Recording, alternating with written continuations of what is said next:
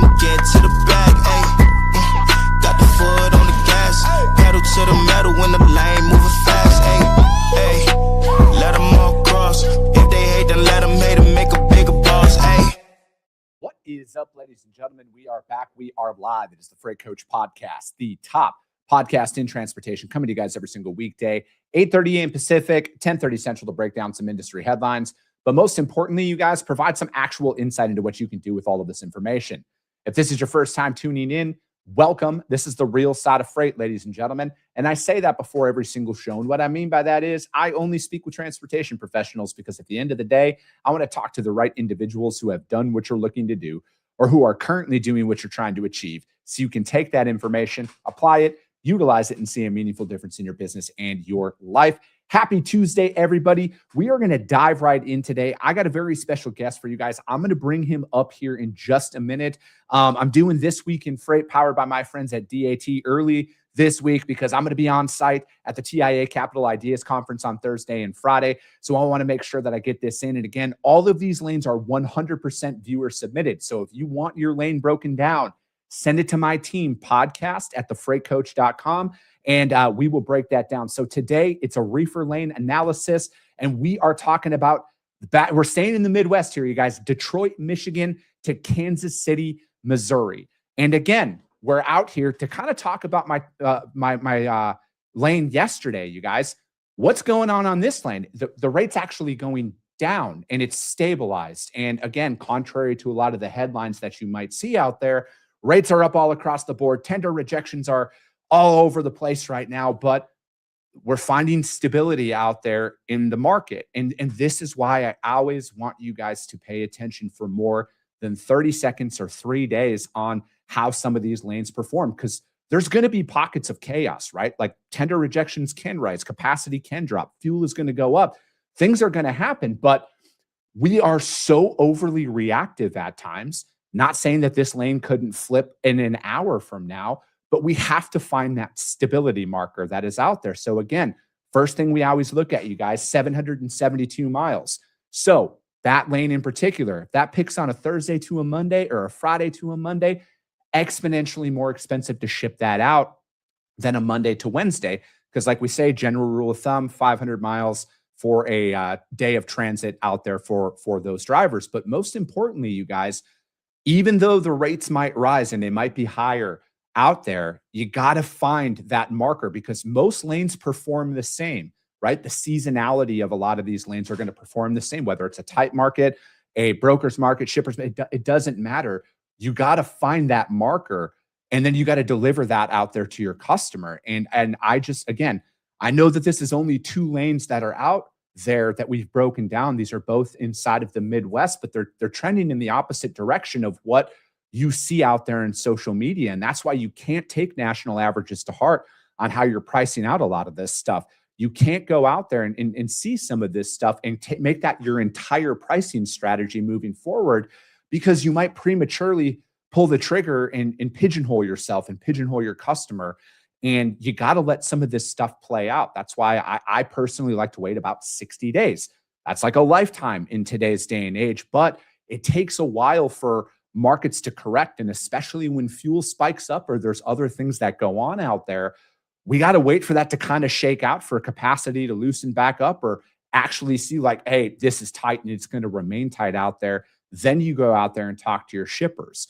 So this lane, all things considered, is trending downward. It might get a little bit less out there, but again, it's a power lane. And that's another thing I want you guys to always keep in mind. Detroit to Kansas City, power lane. Like you are always going to find trucks for it. And if you're in that spot market style, truck in hand pricing with your customers, you are in a very strong position right now. But you might have started noticing that, like, you know, again, if I was moving this lane in particular and I raised my rates to kind of capture that, you know, when prices spiked out there, if my margins are starting to increase here, and again, I'm a capitalist, I love making money as much as the next guy, but if it's starting to get to that point where you're like, all right, my margin percentages is getting a little bit too high, which is great. I want you to make money, but you got to understand somebody else might be coming in less. And then your customer's going to ask you, hey, why are you up here and everybody else is starting to trend down? All right. So you got to play this stuff smart here. and really study how your lanes perform over a certain time frame. Okay, because not everybody is contracted same rate, all of this stuff out here. Things can change, things can drop, and you don't want to be the last one to course correct or price adjust and then have it cost you in either direction that's out there. So I love the fact that this lane is going contrary to what a lot of the headlines and social media posts are, because it shows you guys all that nothing is a one size fits all. Everything is very much unique in a lot of the lanes that we are going to run out there. And it is your job to follow the trend line, find out when those pockets of tightness are going to happen, deliver that information to your customers so you can continue to service them at a high level when everybody else out there is scrambling. So that is the reefer lane analysis here for this week in freight. Take it to heart, you guys. It's one of those kind of gray area mileage things out there. So pay attention to that for weekend pricing. And again, this one's trending in the opposite direction out there. So, but again, rest assured, it's a power lane of power lanes. You're going to be fine out there. And again, if you guys want your lane broken down on the show, I need you guys to email my team, podcast@thefreightcoach.com. Do your boy a solid. Just put the trailer type in there so I don't have to assume. And that's all we need. Dry van, reefer, or flatbed, pickup city, delivery city, and we're good to go. But let's talk about some inefficiencies out there, detention, all that fun stuff, gate operations, what's going on in the loading yard. And I just met this guy a couple weeks ago, and him and I are cut from the same cloth. I'm going to be honest. This is going to be a great conversation today. So I have Mr. Tom Dean of Renaissant on the show today. So Tom, thank you so much for taking the time to join me. Absolutely, Chris. Thank you. Now, so let's jump in. You're in Wisconsin, correct? Mm-hmm. Yeah, sorry, you're drinking there. See, and we always got that Wisconsin connection. I love that. Wisconsin is the logistics capital of the world. Like anything to like talk down on the Chicago market, because everybody's like, oh, Chicago's a transportation capital. No, it's the people of the north. But so, Tom, what brought you to starting Renaissant? So it's a long story, but really Renaissant began with my brother, he's our chief product officer. And he was an Air Force Academy grad, worked in the Air Force for a long time, and was doing some work with some researchers at Air Force Research Labs. And it was around a safety and security use case. And what they were developing were some sensors that would detect a lot of things. One of them happened to be like gunfire. But my brother happened to be at the meeting where they said, hey, look, we're not going to do this anymore. And the government dropped the project. And he was like, gosh, that sounds, kind of weird, because this looks like it has a lot of value. And a general looked at him and said, yeah, Matt, well, what's next? And so that was really the kernel for Renaissant, is what's next. The real problem that you have in not just logistics, but in a lot of different things where you have physical people doing things, is what should people be doing? When should they be doing it? And so one of our first big customers was a big shipper called Charter Steel, great partner of ours. They took me out to their yard and said, this is the problem. We don't have any way to get people to do what we want them to do when we want them to do it. We got 300 trucks out here, and we don't know who's supposed to go where. And that was really the beginning. And so from there, we've grown over the last 6 years, and have, we operated almost 200 yards, pretty much every kind of use case. And They all come back to the same thing. It's organization and getting people to do what you want them to do. How, I think that one thing that I was very surprised about early on in my career in logistics is I'm not saying this is everywhere, and I try not to use like blanket statements, but so you would think that some of the largest logos in North America had everything figured out, right? Like from every part of their supply chain to their operation. And I think one of the most surprising things is that is why they actually hire transportation companies to help them become more efficient. And I think most individuals, and I'll include myself in this because I'm a human being, you go in when you're prospecting a shipper and you're like, I got to make money, I got to get revenue. I think every business owner or sales rep out there, that's always on their mind. But it's like when you can find the inefficiency inside of their operation and you can provide them with an actual solution that frees up capital. I mean, I could only imagine the amount of accessorials that some of your customers were paying on a monthly or a weekly basis. And it was probably all tied down to that inefficiencies that you were talking about with one of your first customers there. Absolutely. And one of the things we found, so, we're a venture-backed startup company. We're a freight tech company. And I went to probably 100 meetings with venture capitalists, and they would look at what we're doing and saying, isn't this like a digital clipboard? And so people didn't get it. And I said, no, you got to come out and see it. Yeah. And when people saw it, you immediately see that the TMSs were great for what they're designed for. WMSs were great for handling inventory. But where those two things come together is at the gate. And there is just rampant inefficiency everywhere. One of our big customers that is a household name, I'm of course not going to name them here, but when a driver would arrive, they had 4 different shared spreadsheets they would use to check them in. It was like a 40-minute process just to get the driver through the gate. And so we took that 40-minute process out, took us about 3 weeks to do it. And then all of a sudden, as you mentioned, their accessorials, detention, demurrage, all those things, those costs just start plummeting. And I'll also say that many of our customers are very quiet on how high those fees are because they see within about a week that we're going to make them go to zero. So they don't want us to know how much that's generating. And I look at a lot of this because, when it comes down to with where I kind of see the industry heading, right? I'm not going to say it's here today or, in the next 2 years or anything like that. But I think we're going to get to a point, Tom, where operating costs, I don't think are going down for trucking companies. I think that this, again, fuel is the biggest driver today of, in the news about what's going on. But like the cost of goods, the cost to produce, the cost to procure equipment, new trucks, trailers, and everything, it's not going down. The cost to maintain them isn't going down. I think we're going to get to a point here in the foreseeable future where data is going to tell a carrier if they are going to send their truck into a facility. It doesn't matter how much a load might pay on the line haul.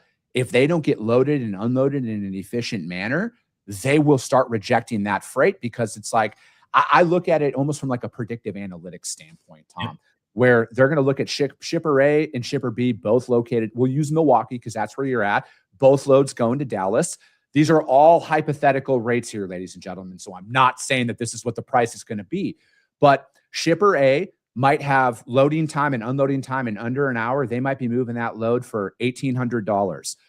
There might be in shipper B, high loading time, high unloading time. It might pay $2,200, but there's a higher probability that you're going to get held up. You're going to miss out on that next load on top of that. And people are going to take the lower priced load that has a higher probability of a quick load and offload time because they're going to be able to keep their business moving. And I think with where tech is and where data is going, that is going to be very well publicized on the load board basis. Yep. Yeah, I think you're right. And the flip side of that, so that's the transportation side. The flip side of it that we also deal with is the warehouse side. And they're, of course, heavily plugged into the security and the safety of things that are happening out in the industry right now. Could talk about the different fraud, theft, and safety issues that are out there. But they're looking at that side. So then you have your big enterprise shippers that they've got a lot of money to invest in shipping and their rates. If their rates go up 5%, it's not great, but it's not going to kill them. But like here in Wisconsin, you have a lot of middle market shippers that are trying to get safety, and they're not going to get safety if they can't be efficient because they're just not going to have those top tier carriers aren't going to be available. I look at it with what you guys have developed with detention and other accessorials that are out there. Again, I don't know everybody's P&L, but like I would assume the increase in transportation that might come with added security and safety and everything is probably already sitting in the bucket, but they're paying it out in accessorials on a weekly or a monthly basis. And I think that, until you see everything clearly defined out there on one sheet of paper, digital sheet of paper, we'll call it, like, hey, you're paying $10,000 a month in accessorials. With us, we can get that down to like 1,000. Again, hypothetical example, but I'm just throwing that out there. Yep.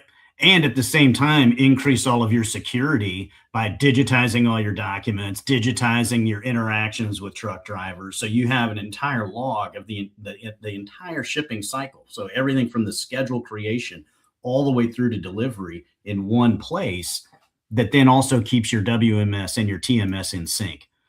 So that reduces your costs significantly. It increases the amount of shipments you can do per day. And oftentimes it can cut your labor in half, because warehouses have the same challenge that transportation companies do, and that's finding good people and retaining them.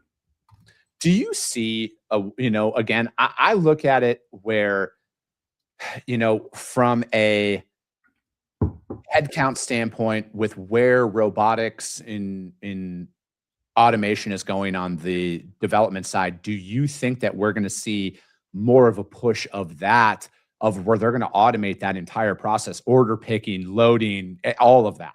Yeah, well, I've seen order picking in some warehouses that is very highly automated. So inside the four walls, that I think is getting pretty good. Or 2 weeks ago, I was down on a panel at Forward Fort Worth, the Hillwood annual conference in Fort Worth, and there were some really interesting presentations with autonomous vehicle manufacturers and people doing autonomous drone. That is all coming. But what we see is like you can have autonomous vehicles, you can have autonomous picking, you can have autonomous yard jockeys running around your yard and moving trailers. Those, I think, all work independently. Yeah. But what happens is you run into the gate, and then all of a sudden you've got to have something telling everything, whether it's a person or a machine, what to do. And that's really the gap that we try to fill. So, you were bringing up, security and fraud a little bit ago out there. So it's like, how much, and again, you might not have the data, but I'm just kind of like throwing this out there. How much of freight that is stolen is because of that lack of any real tracking or rhyme or reason about their yard operations? Do you think that that's a pretty big driver? I think it's very high. Yeah. Because what we see is there's multiple places where this fraud is occurring.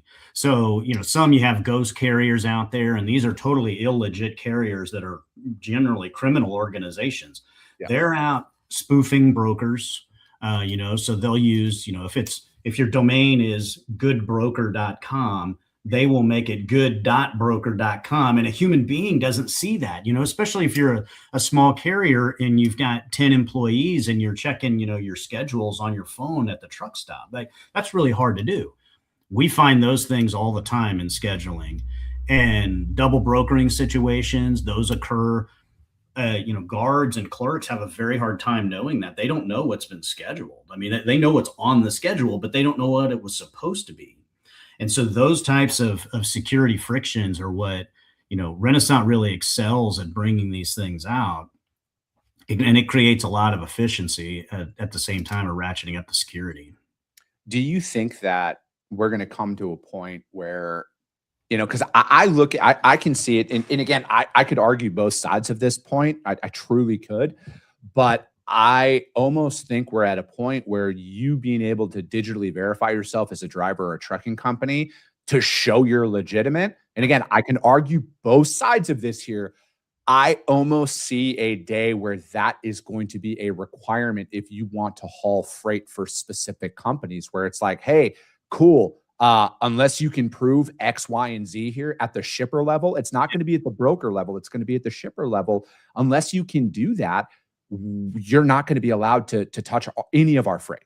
Yep. That's actually happening right now. We're working with several companies right now that are doing that. So as you know, there's other companies out in the industry that do a very fine job at validating carriers and making sure valid DOTs, valid insurance, all of the things that they need to be a valid carrier. Where the struggle has been is getting down to the driver level. But some of these large enterprise shippers, they're requiring it. And then we become, Renaissant is like the clear. We're the ones who are validating them. I last week came back from Mexico and I got global entry, and I walked in and they scanned me and said, yep, here's your information. And it all pops up on their screen. And I proceeded directly into the United States. It works very similarly at warehouses that really are investing in that type of technology. Yeah, I almost think, because with everything that the FMCSA and the DOT is doing right now, like, again, they're dropping an absolute hammer on a lot of the fraudulent actors, and it's great to see.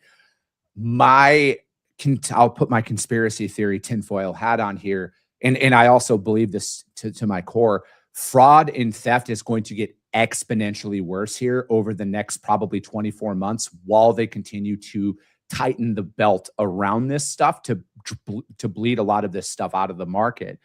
I think that if you're a legitimate provider in any capacity, whether you're a broker or a carrier, your ability to prove that you are who you say you are is going to be one of the biggest hurdles here coming forward in the market that I don't know if anybody's even really talking about, because, you know, when we're talking about billions, and most people can't even comprehend what $1 million is, let alone billions of dollars of stolen goods every single year. Yeah. You know, it's always easy to be like, oh, just have your insurance. Yeah, well, eventually insurance stops. Eventually insurance is like, I'm not paying this anymore. Yep.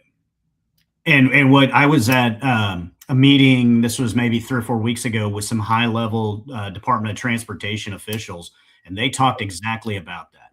And they said, you know, we're having top level conversations with executives in the insurance industry that are talking about not being able to insure freight at all anymore. And there are going to be some shippers that won't be able to get insurance in the not too distant future because the fraud is so, A, it's rampant, but B, it's just so random that the actuaries can't get their arms around what exactly is going on. And so there needs to be concerted efforts for the entire industry to stopping it. And, you know, our little piece is at the gate itself, because I think that's been a glaring hole. These other companies do a fine job with carriers, but when you're sitting at the gate, the clerk or the guard doesn't have any way to validate this. And so we use AI to do it, and it's very powerful. Yeah, I look at that is it's like, you know, because there's a lot of, you know, again, I'm not an attorney, shocking, I know. But I look at a lot of high profile cases that come out in regards to the transportation industry. And it's like, there has to be that line in the sand from like the broker community, in the sense of like, hey, we did everything to validate that this was who they say they were, you know, from the FMCSA standpoint or the DOT standpoint. We followed all of that. We used all the great carrier vetting software that is out there. They gave us everything. But if that carrier then in turn sends somebody else in, how is that security guard going to know the difference? They're looking at POs essentially. They're like, oh, hey, you got the right PO? Cool, man, you're in. Go in there and pick up that trailer. And that's where it breaks down. You're right. And they don't have that. We have a big enterprise customer, a big oil company that we work with their 4PL. So we get all of their scheduled data from the 4PL. Yeah. So we know what that is. But then we're also integrated to all of the carriers and brokers that are dispatching. So we're automatically seeing, this is what was scheduled, this is what arrived, and matching those things up. And when an AI agent is doing it, it doesn't make very many mistakes. And so then if it does see an anomaly, it highlights it to a person. And what happened in that particular case is we basically eliminated any fraud and theft that shipper was seeing. We did it in about 2 weeks. And we took 50% of their labor out, because now you don't have that. Right now, a lot of these warehouses, you only have a brute force tactic you can use, which is apply more people, make more phone calls, send more emails to check on things. But AI can make that go away. How does this improve visibility out there, right? Because it's like, I think knowing where your freight is on the road is one thing. And there's a lot of great tracking software, or ELDs. You could integrate your ELD in to show real-time visibility in there. But do you think now that they're essentially going to be like, hey, we got to have more visibility inside of our own operations to avoid loading the wrong product, or somebody being able to come in and grab you look at a lot of these drop trailer pools that are out there. There's 50 trailers for the same company. And it's like, if the driver grabs the wrong one, again, it can all spiral from there. So do you think that visibility is now going to shine their own spotlight internally on their yard operations? No question. And many of the companies we work with, speaking of the drop trailers and picking up the wrong trailer, a lot of them aren't as concerned. I mean, they're concerned about theft and fraud, but the bigger issue is simple mistakes. Because a driver's picking up at 3 a.m. and he's supposed to get trailer 1, 2, 3, 4, and picks up 3, 4, 5. Yeah. And so then he's on his way to Memphis, but he's supposed to be on that trailer's supposed to be on its way to LA. They catch it in the middle of the night. That has a lot of cost. And now there's enough technology in the market where we can be automatically validating those things before that driver ever leaves the gate, and just let him know, hey, look, you just picked up the wrong trailer. Yeah. No. And then it's almost like you can just put the stoplight effect at the gate, right? Like where it's like, if there's a way to scan the unit and be like, oh, boom, this isn't the wrong one. You gave us this PO. This is clearly not that on there. I don't know. Again, I could, the invasive. Yeah. But that's where it's like, again, I look at with, I've been in this industry a long time, Tom, and I have all the nostalgia as everybody else that's in this industry about the way we've always done things. But I'm way more excited about the next 5 to 10 years in this industry, because I think we're at a time of equality, in the sense of like, we're at an equal playing field right now with where technology is. It doesn't matter, where everybody's packing the same punch in the market, right? Like, yes, some companies have more data than others, but we kind of all got access to the exact same stuff, right? I don't care how anybody wants to spin it. We're all doing it. But I look at it where consumers are. Amazon, I love Amazon, so I'm just going to stop right there. They have completely changed the game on how people can get their goods and get it there same day, next day, overnight, all of that stuff that's out there. I think every industry is going to have to adopt that in some way, shape, or form. And I think like almost like the regional hub and spoke model is going to be the norm moving forward for transportation, because people aren't going to want to wait 3 days to get their truckload of steel. They're like, I need it in 24 hours. This company can get it to me in 24 hours. And if you can't do it, we'll just go with them. Do you think that is going to be where the things are trending? I do. And we have seen interest along those lines from, excuse me, large 3PLs, smaller carriers that can't do this on their own, and some enterprise shippers asking for like fractional drop yards they can use as switching yards throughout their routes. So then they can be preloading. If you think about preloading a trailer pool at the warehouse, but then you can also be doing it along routes, so that you can be accelerating the time for that last mile delivery with more industrial type goods. Because I think that consumerification, if that's a word, that Amazon has done, it isn't just I got to trademark that. That's now coming to the industrial market, right? Like that's coming to steel, and it's coming to lumber and building products, and all of the other things that are not necessarily thought of as consumer packaged goods. Yeah, I think that is where everything is going. And I was talking about tariffs yesterday, and every time I bring it up, everyone's an economist in the comments, and that's fine. I look at it where us reindustrializing the United States of America is only matching up with consumer behaviors, right? Like, because everybody wants it now. They don't want to wait. And somebody's going to find a way to do it. And look at every revolutionary shipping company that's out there that has gotten their customers' goods faster, cheaper, with more visibility. That is where things are, right? And it's like, I know everybody's got to make money in this transaction, and I get that.